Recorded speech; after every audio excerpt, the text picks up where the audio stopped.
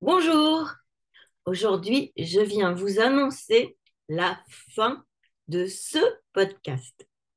Pour commencer, je vais refaire le tour des 4 saisons et des 49 épisodes pour vous orienter à aller les écouter et trouver ce qui peut vous intéresser. Ensuite, je vous explique pourquoi j'ai décidé d'arrêter ce podcast. Et évidemment, je n'ai pas décidé d'arrêter de créer avec ce formidable format qui est le podcast. Alors, je vous annonce la suite qui redémarre à la rentrée 2022 avec un nouveau podcast, un nouveau titre et une nouvelle manière d'aborder les questions de la santé et de l'écologie dans son écosystème de vie. Bref, commençons par faire le dernier tour de piste de ce podcast Mieux vivre avec la fibromyalgie, mieux vivre avec la maladie chronique. Je suis Hélène Frébourg. Je suis la créatrice de ce podcast Mieux vivre avec la fibromyalgie, mieux vivre avec la maladie chronique. En 2022, j'ai 57 ans et je suis malade de la fibromyalgie depuis plus de 25 ans, pour pas dire plus de 30 ans. Bref, pendant tout mon parcours dans le chaos de cette maladie chronique, je n'ai jamais parlé de mes difficultés de santé à personne. Et il faut bien dire que ça ne m'a pas aidé. Ça, non. C'est le fameux boulet des drivers, soit parfaite et soit forte. Merci bien. Petit à petit, je m'en libère, mais ce n'est pas si simple. Alors justement, depuis 2018, j'ai décidé de me former au coaching et cela m'a d'abord permis de faire un très très gros travail personnel pour faire le ménage de tous ces boulets qui pourrissent la vie, les croyances, les limites, les peurs, les injonctions et les mécanismes de répétition qui font qu'on tourne en rond, bloqué dans le cercle vicieux de la maladie métabolique en produisant sans cesse du stress. Bref, oui, bref. Je dois dire que le coaching m'a énormément aidé à démêler ma plotte tout emmêlée et dans le brouillard le plus total. J'avais perdu le fil de mon chemin et je ne savais plus par où aller. Ça va mieux maintenant. Alors justement, je dois bien avouer que communiquer sur mon parcours de malade chronique m'a vraiment permis de franchir un cap. Et je suis très heureuse d'avoir partagé avec vous ce que j'avais à dire sur le sujet. Alors, reprenons. Tout d'abord, j'ai écrit un livre de témoignages où j'ai raconté en 21 mots les étapes essentielles dans mon parcours de malade. J'ai voulu ce premier partage pour donner de l'espoir à tous ceux qui se retrouvent dans ce foutu labyrinthe de la maladie inflammatoire. Vous trouverez dans mon livre de témoignages sur Amazon, il suffit de taper mon nom pour le trouver. Hélène Frébourg, et vous le trouverez en format papier ou digital. Il est rouge comme le feu de la maladie inflammatoire, mais dedans, tu trouveras de la douceur et surtout beaucoup de graines d'espoir, des étoiles pour rallumer le cœur. Et non, non, je ne vais pas rentrer dans le débat de la diabolisation d'Amazon. Va donc d'abord auto-éditer ton livre et puis on en reparle après. Hein. Bon, en tous les cas, mon livre est facilement accessible et je peux bien dire que je ne fais pas fortune avec les royalties. Mon but, c'est vraiment de donner de l'espoir à toute personne qui se retrouve désemparée avec le diagnostic qui tarde et puis qui tombe enfin, et puis en tous les cas, aucune perspective avec le dialogue de sourds avec la plupart des médecins qui ignorent plus ou moins, avec plus ou moins de mépris ces maladies métaboliques. Ensuite, mon livre, je l'ai revisité avec justement la saison 1 du podcast avec Anne-France Aumont, ma coach perso et préférée à Caen. J'ai refait le tour des mots-clés et j'ai surtout donné de nouveaux éclairages sur les grosses étapes à traverser. Tu peux lire le livre puis écouter le podcast, ça te donnera un tableau assez large sur les étapes pour avancer dans ce fameux brouillard du labyrinthe. Oui, ça fait peur, dit comme ça.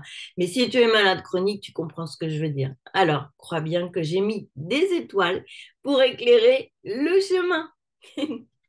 Alors, bien sûr, tu peux aussi écouter le podcast de cette saison 1 sans le livre et tu trouveras plein d'étoiles aussi sur ton chemin. Et puis justement, j'ai voulu continuer à diffuser ce message d'espoir en donnant des pistes et j'ai construit la saison 2 du podcast comme un tour de piste des clés pour construire son écosystème de vie. Car oui, oui, oui, oui, la première clé, c'est d'abord de comprendre ce que ça signifie chronique dans la maladie chronique. L'enjeu, c'est de mieux vivre avec et donc de tout faire pour rétablir l'homéostasie, pour créer un nouvel équilibre qui, de chaque petit pas, va évoluer pour aller vers la santé plutôt que de continuer à glisser sur cette foutue pente de la souffrance et de la précarité. Je te suggère d'écouter attentivement cette saison 2 du podcast car j'ai partagé mon expérience et franchement, si j'avais pu avoir quelqu'un qui m'avait partagé tout ça quand j'étais au fond du trou, ça m'aurait bien aidé, hein, franchement. J'aurais gagné au moins 10 ou 15 ans de souffrance à tourner en rond sans savoir quoi faire. J'exagère pas, hein, 10 ou 15 ans à tourner toute seule, quoi, hein. Bref. Alors bien sûr, tu noteras que je ne suis pas médecin et je n'ai pas de solution magique en mode faut faire ça et pouf, la fibromyalgie, c'est fini. Non, c'est pas comme ça que ça marche. Non, justement, je suis très vigilante à ne pas tomber dans cette mode si fréquente sur les réseaux sociaux qui consiste à donner des solutions toutes faites sans en avoir les compétences. Si tu cherches un bouton pour faire on-off avec une maladie métabolique, bah crois-moi, t'es mal barré. Parce que justement, la maladie métabolique, c'est tout un écosystème de vie à déconstruire, puis à reconstruire. Et ça ne se fait pas en 5 minutes. Cela prend des années. Oui, des années. Alors justement, dans cette saison 2 du podcast, je t'ai offert un tour des questions essentielles à se poser et ce sera à toi de vraiment prendre le taureau par les cornes pour revoir tout ton écosystème de vie sans relâche et sans complaisance. Tu auras besoin d'aide avec différents experts de la santé et plus globalement. Pour ma part, je suis coach certifié depuis 2018 et j'ai accompagné 100 malades chroniques à faire un tour de piste sur leur écosystème de vie avec des rendez-vous individuels par Zoom ou téléphone. Et à chaque fois, ça revient toujours à la même chose. On veut arrêter de souffrir là tout de suite et on cherche le bouton on-off. Et bien souvent, la facilité, c'est de prendre des médicaments. Alors, note bien que pour la fibromyalgie, il n'y a aucun médicament répertorié pour guérir cette maladie. Tant qu'on est dans cette recherche, on ne fait que s'enliser.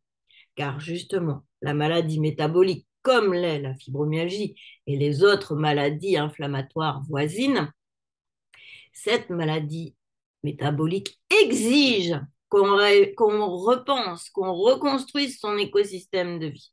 Oui, exige. Je sais, c'est un peu brutal, mais tant que tu ne comprends pas que justement la clé, c'est ton écosystème de vie, tu tourneras en rond et tu continueras de souffrir.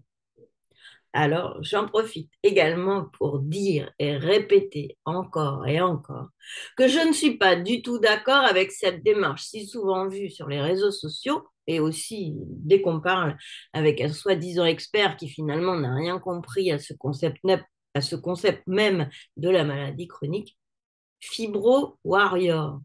Ça te parle? Tu as déjà vu ce hashtag sur les réseaux sociaux? Cette attitude qui consiste à se positionner en guerrier pour lutter contre la maladie. Alors oui, je suis tout à fait d'accord.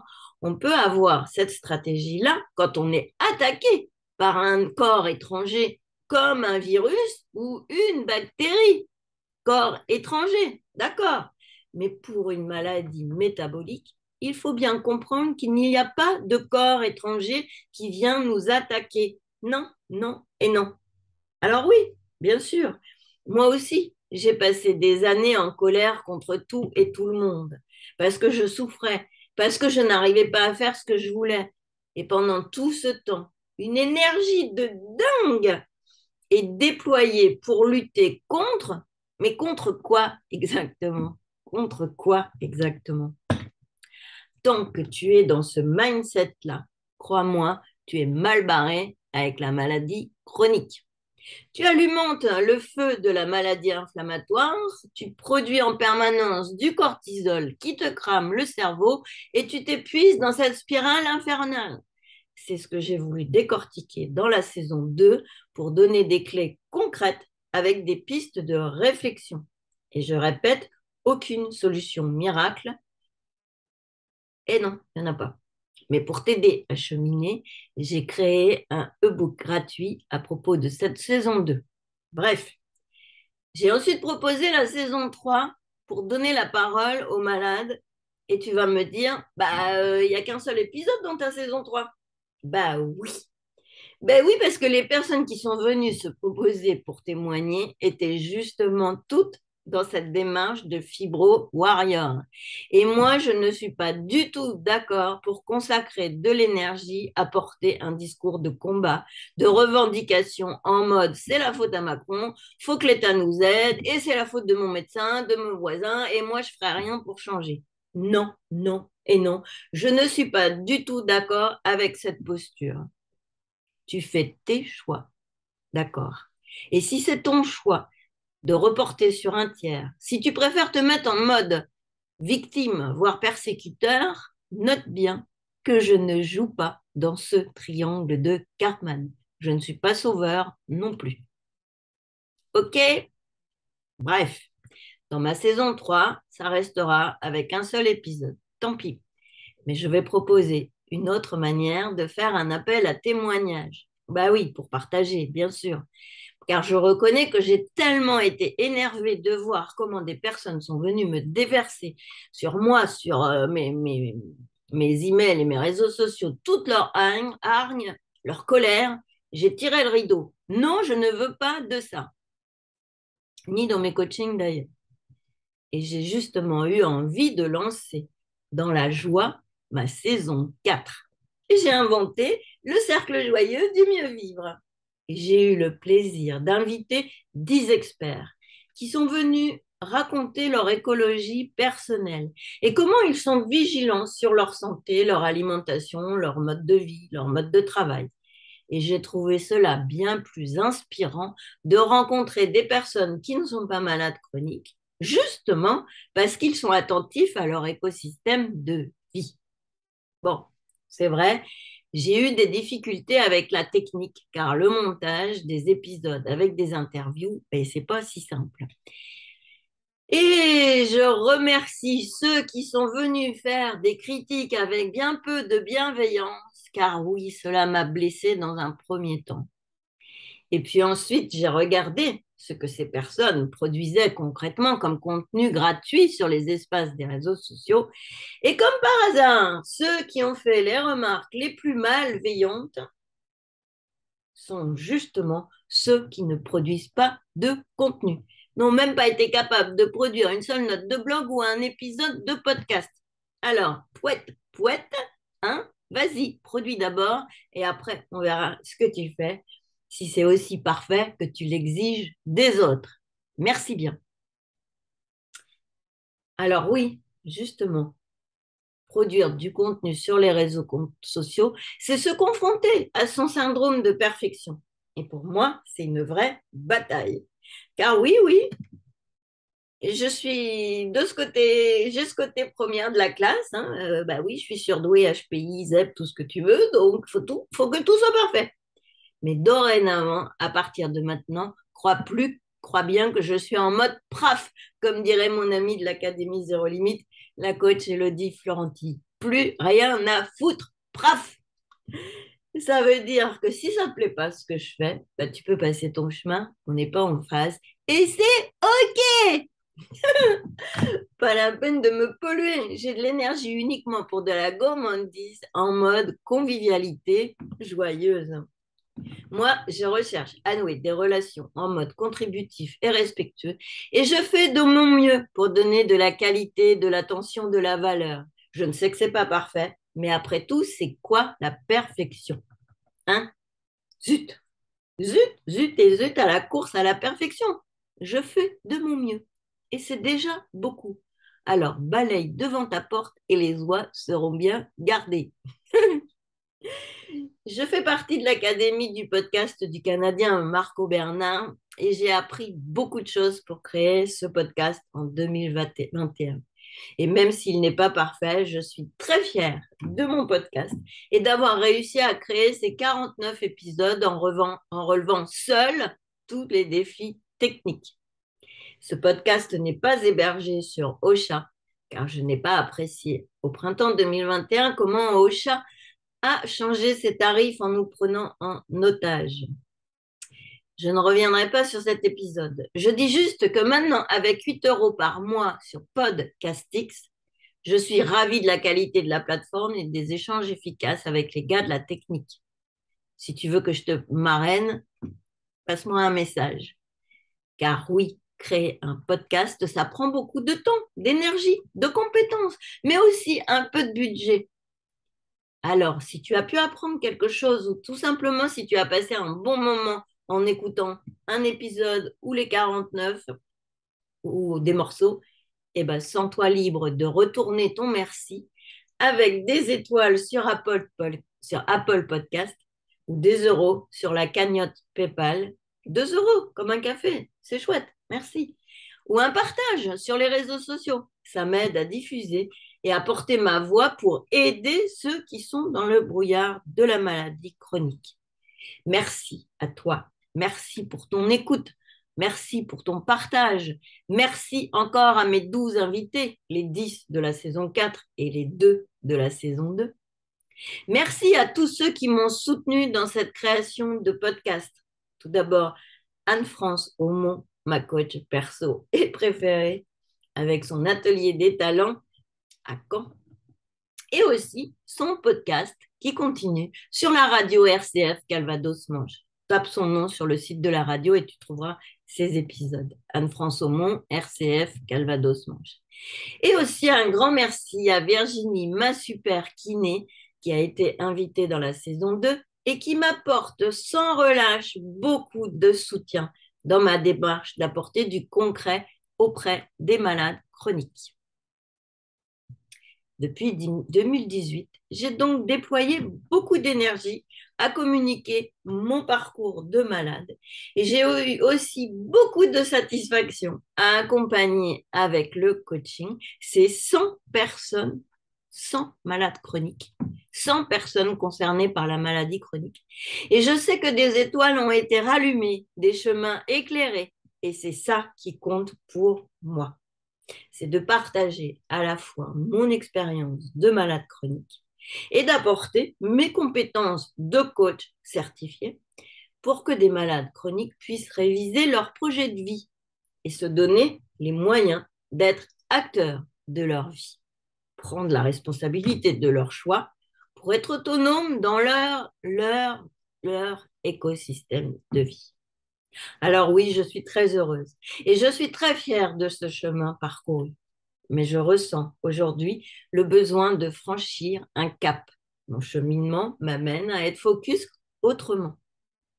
Avec cette rentrée de septembre 2022, c'est comme un chapitre qui se termine et une nouvelle page qui se tourne lentement, mais sûrement. J'ai envie de passer à une autre étape. Je chemine. Voilà, c'est la vie. Je n'ai plus envie d'être H24 sur le sujet de la maladie chronique. J'ai envie de parler de la santé autrement. La santé autrement. J'ai envie de partager mon chemin d'entrepreneur avec mon côté multipotentiel, donc multiprojet. Ah là là, je rigole d'avance, tu vas bientôt avoir des sacrées surprises quand je vais annoncer la couleur de la suite du film. Et j'ai envie de partager ce qui me préoccupe là, maintenant, à bientôt 58 ans, avec la retraite au 1er mai 2027. C'est-à-dire que si on compte au 1er septembre 2022, ça fait pile 1700 jours pour arriver à la retraite. Alors j'ai envie de parler de ce cheminement-là. Et comme tu le sais déjà, si tu me suis sur mes réseaux sociaux, ou bien si tu as écouté l'épisode de la saison 2 avec Boris, l'éleveur du border terrier, tu sais que j'ai l'immense joie d'être la tati du formidable chien Gatsby et bientôt la maman d'un puppy. Alors oui, j'ai envie de te parler de la vie avec un chien. Voilà, ça te fait déjà des pistes pour la suite du podcast. Mais pas que. Alors tu vas te dire, elle a dit que c'est la fin, et puis maintenant elle dit qu'il y a une suite. Bon, alors c'est quoi?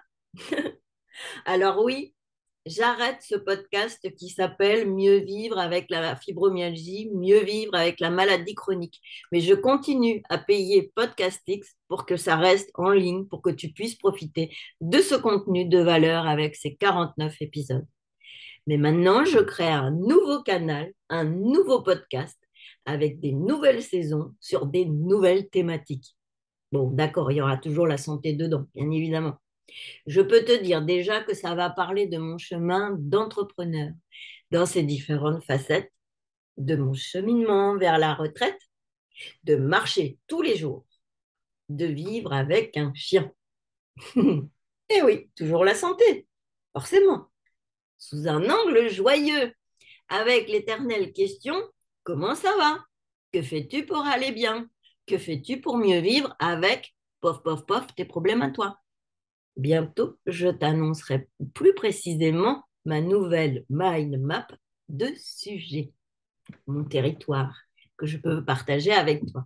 Bref, te voilà avec des pistes pour la suite. Surveille dans ton lecteur de podcast, courant septembre, je n'annonce pas de date. Tu veux savoir le nom du nouveau podcast?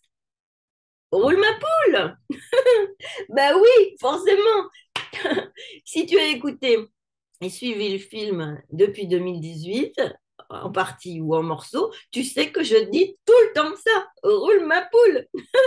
C'est le nom de mon site, de mon blog et de ma boutique. Lisou, roule ma poule. Merci. Merci encore. Et à bientôt sur la suite du chemin. Ah oui, au fait, depuis le 18 août, jour de la Sainte-Hélène, j'ai commencé un auto-challenge. Et ouais, je me lance des challenges toute seule, hein. Bah oui, je suis coach, c'est la mode des coachs de faire des challenges. Je vais produire une vidéo par jour ou un live ou différents formats pour justement cheminer avec toi. Et comme je marche tous les jours, je t'embarque dans ma marche du jour et je te partage mes réflexions sur mon chemin d'entrepreneur. Et évidemment, j'annoncerai sur ces vidéos du quotidien au fur et à mesure ce qu'il y a à annoncer. Alors, tu peux me suivre sur Facebook, sur Instagram et sur LinkedIn. Entre 20h et 21h, je publierai tous les soirs sur les comptes à mon nom, Hélène Frébourg. Allez, roule ma poule!